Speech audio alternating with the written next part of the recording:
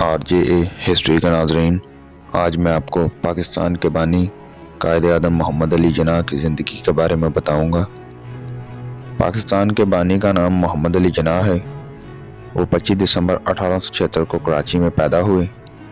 ان کے والد کا نام جناح پونجا تھا اور ان کا پیشہ تجارت تھا۔ قائد اعظم بچپن میں ہی سے ذہین تھے۔ 6 سال کی عمر میں آپ کو اسکول میں داخل کروا دیا گیا۔ انہوں نے میٹرک مشن ہائی اسکول سے پاس کیا۔ اس وقت ان کی عمر 16 سال تھی۔ میٹرک پاس کرنے کے بعد ان کے والد نے انہیں اعلیٰ تعلیم حاصل کرنے کے لیے انگلستان بھیج دیا۔ وہاں انہوں نے تھوڑے ہی عرصے میں بیرسٹری کا امتحان اچھے نمبروں سے پاس کر لیا۔ جب قائد اعظم انگلستان میں تھے تب ان کے گھریلو حالات خراب ہونا شروع ہو گئے۔ ان کی والدہ کا انتقال ہو گیا اور والد کو تجارتی کاروبار میں بہت نقصان ہوا۔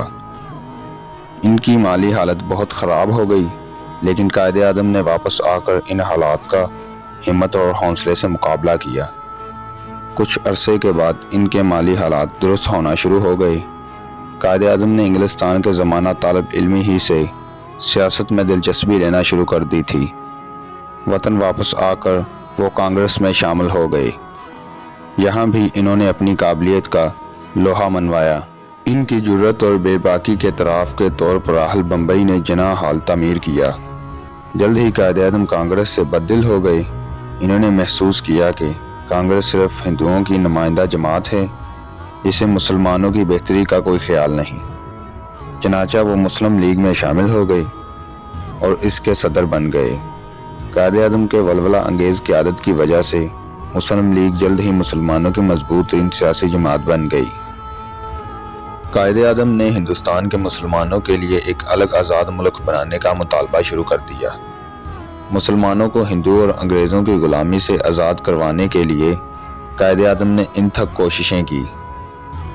انگریزوں اور ہندوؤں نے زبردست مخالفت کی، لیکن انہوں نے ہمت نہ ہاری اور آخرکار قائد اعظم اپنے مقصد میں کامیاب ہو گئے اور 14 اگست 1947 کو مسلمانوں کے لیے الگ آزاد وطن پاکستان بن گیا۔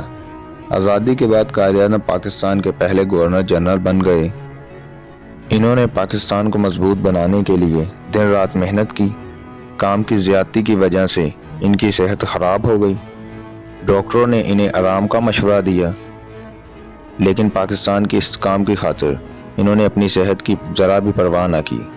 بیماری کی حالت میں بھی قائد اعظم لگاتار محنت کرتے رہے، جس کے نتیجے میں 11 ستمبر 1948 کو قائد اعظم کو دل کا دورہ پڑا اور وہ وفات پا گئے۔ قائد اعظم کا مزار کراچی میں ہے، جہاں دور دور سے لوگ اس عظیم قائد کو خراج عقیدت پیش کرنے آتے ہیں۔